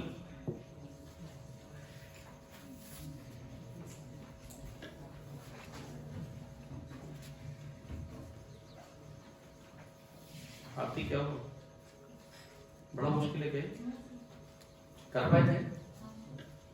फिर तो अच्छी शक्ल बनाओ ना, जब मतलब जब क्वेश्चन हो पाएगा खुश होना है। नेक्स्ट, अब बेटा कह रहे हैं two light waves are represented by a sin omega t और a sin omega t plus delta. अब बेटा इसका, अब मेरी बात सुनिए, किसने बताया है मैक्सिमा पे क्या इंटेंसिटी है? मेरे को किसी ने बताया ही नहीं मैक्सिमा पे इंटेंसिटी आई है या 4i है, क्योंकि अगर a की इंटेंसिटी आई होगी तो बन जाएगा 4i, और अगर मैक्सिमा की आई होगी तो बेटा i equal to i max cos square 5/2, i equal to i max cos square, तो i max क्या हो जाएगा बेटा यहाँ पे 4i हो जाएगा। अगर एक की इंटेंसिटी आएगी तो बन जाएगा 4i cos square delta by 2। अब वो डेल्टा 5 बन गया वहां पे, आपको समझ रहा है? डेल्टा ऐसे होता है, वो अचानक से वैसा बना दिया उन्होंने, है ना? इतना आप नहीं समझ सकते, कोई बात नहीं, जो नहीं समझ पाए कोई दिक्कत की बात नहीं है। 5 को 5 मराठी होगा ना कोई, इतनी बार क्लास में बोल दिया 5 को 5 बोलते हैं लोग, तुम्हें समझ में ही नहीं आ रहा है। तो i equal to i max cos square 5/2, हाँ ना बोला? अब बेटा लेकिन अगर मेरे से कोई पूछेगा इसका आंसर क्या होना चाहिए, तो मैं कहूंगा 1 और 4 दोनों के ऊपर मिलने चाहिए, है ना? मतलब ये मेरे अकॉर्डिंग है। क्वेश्चन में मेंशन ही नहीं मैक्सिमम इंटेंसिटी आई है या एक की इंटेंसिटी आई है, क्या? अच्छा इन्होंने 4 दिया, अभी कह रहे हो? अच्छा मेरे अकॉर्डिंग, अच्छा सेकंड और fourth, i equal to i, मतलब या तो 4i cos स्क्वायर 5/2 या तो i cos स्क्वायर 5/2। अगर एक की इंटेंसिटी आई है तो 4i cos स्क्वायर 5/2 आंसर हो जाएगा, और अगर मैक्सिमम इंटेंसिटी आई है तो i cos स्क्वायर 5/2। क्या तो आ गया? ये तो बिल्कुल आसान है ना अनामिका? हाँ काम दे दो इसको। हाँ चलिए नेक्स्ट, अब कह रहे हैं दो लाइट बीम है जिनकी इंटेंसिटी i और 4i है, मैक्सिमम और minimum possible intensity √i1 plus √i2 का होल स्क्वायर और √i1 माइनस √i2 का होल स्क्वायर, तो ये 9i और i हो जाएगा। ये कितने लोग कर पाए? ये मॉड्यूल का, चलो एक question number 34। Question number 34, 1.8 lambda path difference से कितने मैक्सिमम आएंगे? क्या प्रदीप सर ने बात सिखा रखी थी? ये कितने लोग कर पाए? ये भी ना करने वाले लोग हैं हमारे पास। अरे भाई 1.8 लैम्डा पाथ डिफरेंस है ना, 1.8 लैम्डा तो यहाँ पे आएगा, तो कहीं लैम्डा आएगा और लैम्डा नीचे भी आएगा, एक मैक्सिमम ऊपर एक नीचे और एक पेड़ में, 3 मैक्सिमम बनेंगे। कितने बनेंगे? और बेटा जिसने 2 या 0 पे टिक किया हो वो तो खत्म केस है, इवन तो आते ही नहीं, हमेशा ऑड ही आते हैं, या 1 आंसर होगा या 3 होगा। चलिए इसी बात पे आपके सामने पेश है वेदांत। ये बहुत दूर से बेटा टैलेंट लेके आए, कहां से?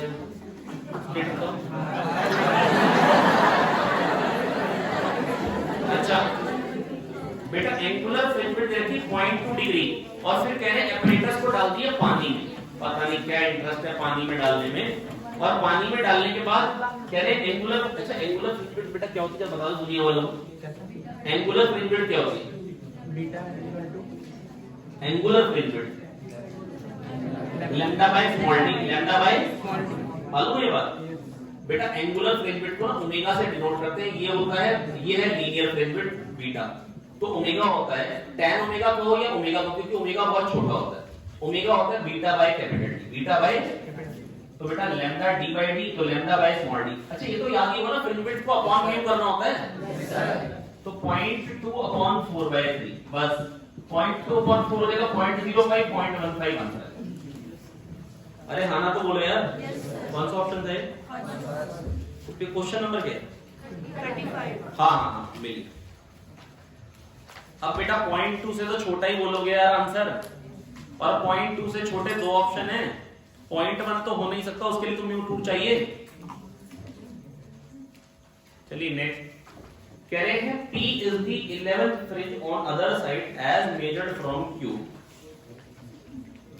और क्यू क्या है? क्यू फर्स्ट ब्राइट फ्रिंज है। बेटा देखिए मेरी बात सुनिए, ओ है और क्यू फर्स्ट ब्राइट फ्रिंज है, ये फर्स्ट मैक्सिमा, ये क्या है? First maxima. और पी क्या है बेटा? यहां से 11th मैक्सिमा, तो एक्चुअली ये 10th मैक्सिमा होगी। एक्चुअली ये, अरे हाँ ना तो बोल दो यार। इसके बाद दोस्त बात तो सुन लो यार, ये एक्चुअली 10th मैक्सिमा होगी। पूछा क्या मेरे से?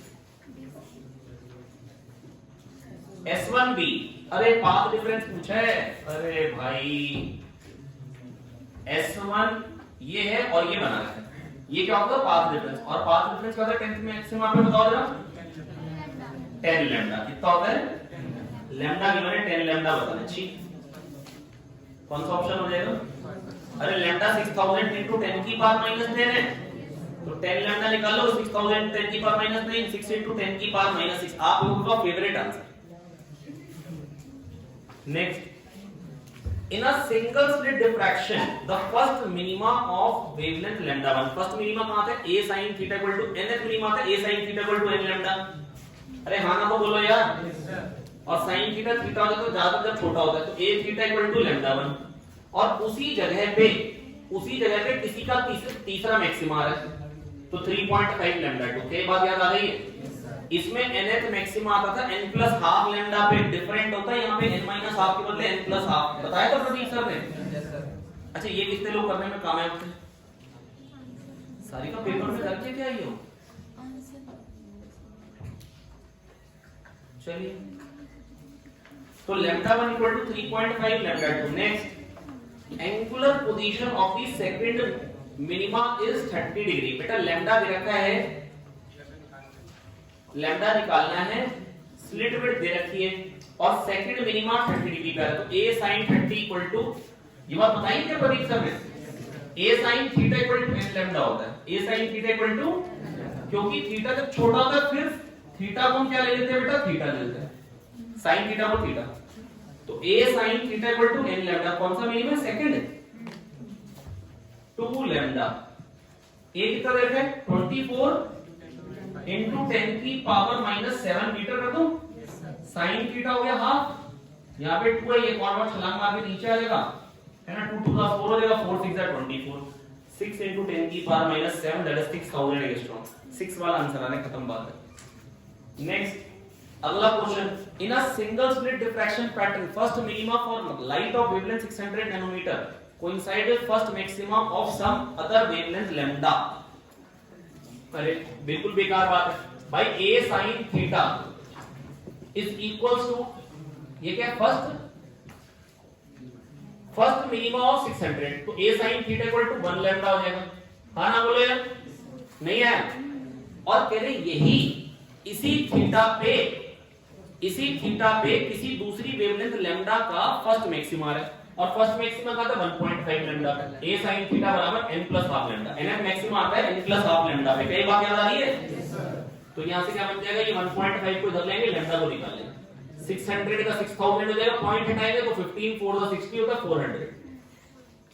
नेक्स्ट, कह रहे प्लेन वेव फ्रंट, अरे यार linear width of second maxima पूछी यार, मतलब सेकंड मैक्सिमा की पोजीशन पूछी है। लैंग्वेज थोड़ी सी अच्छी नहीं है, आप समझ रहे हैं? लेकिन बात, क्वेश्चन नंबर 40 की मैं लैंग्वेज से सेटिस्फाइड नहीं हूं,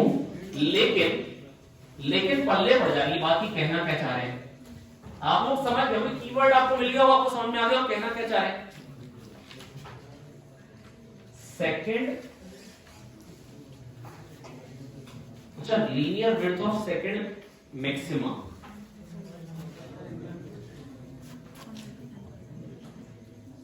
ये पूछ रहे हैं। यहां से आंसर सारे लैम्डा डी बाय होता है, बस बीच वाला 2 लैम्डा डी बाय होता है। याद आ रही बात? तो lambda D by lambda capital D by D. अरे हाँ ना बोलो यार? अब कैपिटल डी क्या होता है? कैपिटल डी या तो क्वेश्चन में दे देते हैं, नहीं तो फोकल लेंथ देते हैं, जिसमें फोकस करना है एक ही जगह, जो इधर को जाएंगे इसमें फोकस करना है एक ही जगह। Lambda capital D by lambda कितना दे रखा है? लैम्डा कितना दे रखा है? क्या क्वेश्चन पर बता दो भाई। हाँ लैम्डा हो गया 6 into 10 की पावर माइनस 7, मदद करते हैं। कैपिटल डी कितना है? 0.8, ए कितना है पॉइंट, अच्छा 4 इंटू 10 की पावर माइनस 4 बना तो चलेगा क्या? ये पॉइंट हटाएं, नीचे 10 ले, 4 टू द 8 कर पाओगे, 6 टू द 12 वाला आंसर है। अरे 12 वाला आंसर है, समझ में आ रहा है क्या हो गया? अच्छा आंसर गलत ही है, माफ कर देंगे इनको, क्या कर देंगे? माफ कर देंगे। तो अच्छा कितने लोग ऐसे जिनका नंबर बढ़ सकता था इससे? बहुत कम लोग ही बढ़ जाए। कितने लोग बढ़ना, हाथ उठाओ है? तो ज्यादा लोग उसका नहीं पढ़े, कोई खास फर्क नहीं पड़ता। तो बेटा लैम्डा डी बाई कितना होगा? Lambda D by. इसके बाद कह रहे unpolarised light is incident on a glass surface at polarising angle 57.5, then angle between the incident ray and the refracted ray.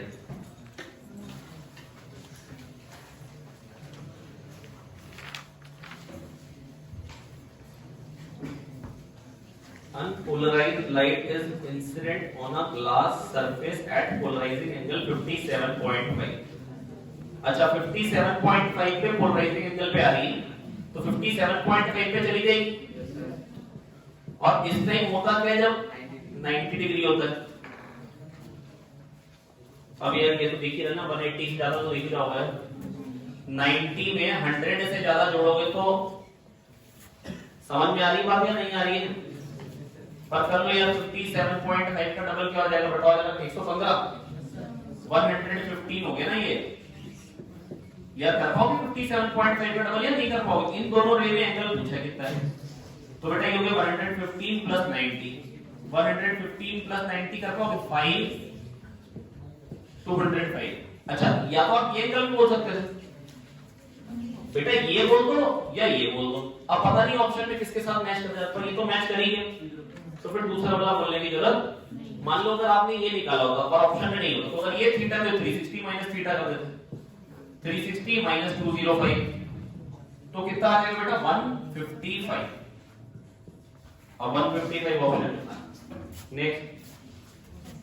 Next बेटा दो पोलराइज्ड हैं जिनकी पास एक्सिस जो है वो 45 डिग्री पे, पास एक्सिस कितने एंगल पे? 45 पे। क्या ऐसे क्वेश्चन कर रखे थे क्लास में? अगर यहां से अनपोलराइज्ड लाइट आ रही है तो इसकी इंटेंसिटी अगर I नॉट है तो इसके बाद क्या हो जाएगी? I नॉट बाय 2, फिर क्या हो जाएगी? I naught by 2 cos square 45, cos square, और cos स्क्वायर 45 कितना होता है? 7। अच्छा 1/2 है तो 1/2 into 1/2 4 हो जाएगा, ठीक है। कह रहे हैं सेंट्रल मैक्सिमा पे इंटेंसिटी आ रही है I नॉट, तो जहां पे पाथ डिफरेंस लैम्डा बाय 6 है वहां इंटेंसिटी क्या आएगी? बेटा पाथ डिफरेंस लैम्डा बाय 6, जहां पे 43 वाला question 2 pi by lambda into path difference होता है फेज डिफरेंस, फेज डिफरेंस आ गया पाई बाय 3, कितना आ गया? पाई बाय 3 आ गया phase difference. I equal to I naught cos square pi by 6, cos square pi by 6, pi by cos pi by 6 का होता है √3/2, इसका स्क्वायर मिलेगा 3/4, तो 3/4 I नॉट, 3/4 I नॉट। अरे हाँ ना बोले। नेक्स्ट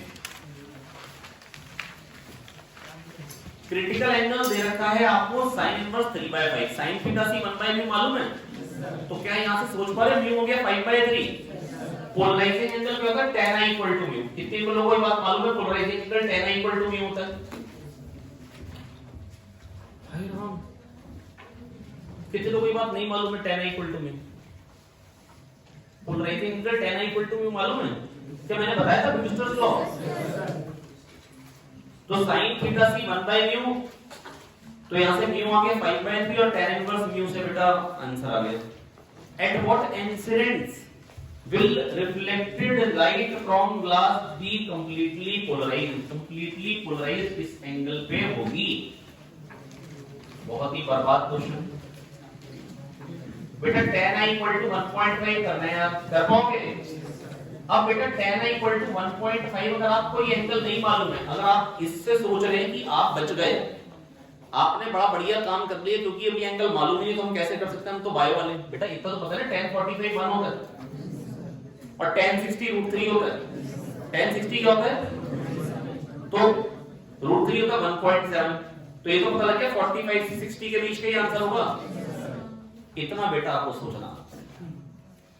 tan 45 1 होता है, tan 60 1.7 होता है, तो बेटा 1.5 आएगा 45 से 60 के बीच में, कह दो आ गया है ना। तो इसी के साथ नमस्ते करते हैं। बाकी अभी पेपर को आप रिवाइज कर लीजिए ताकि बढ़िया आपकी तैयारी हो जाए, और है ना, ताकि आप भूले नहीं। मतलब जो हमने गलतियां करी वो मार्क करिए, पेपर को दोबारा करिए, है ना। पेपर को दोबारा करना तो बेटा हर बार बहुत जरूरी है। इनफैक्ट मैंने आपको पहले ही बोला था पुराने पेपर भी अपने रिवाइज करिए, है ना। ये तो आपका लगातार मतलब काम करना होगा, आपका तय रहना चाहिए। अब यहाँ पे आने के बाद कितने पेपर हो चुके हैं आप लोगों के? कितने हो चुके हैं? 6 पेपर हो गए। तो 6 के 6 पेपर कोशिश करिए अगले पेपर से पहले अगर आप रिवाइज कर लेते तो ये आप मान सकते हैं हर पेपर में 2 चैप्टर तो आए ही हैं, तो 2 6 12 चैप्टर्स तो आपके तैयार हो ही जाएंगे, है ना। तो एफएसटी से पहले आप काफी हद तक प्रिपेयर्ड होंगे अगर आप ये अपने 6 पेपर बढ़िया करके तैयार करते हैं। ठीक है, चलिए आज के लिए इतना ही रखते हैं, बाकी मुलाकात होती है आपके साथ।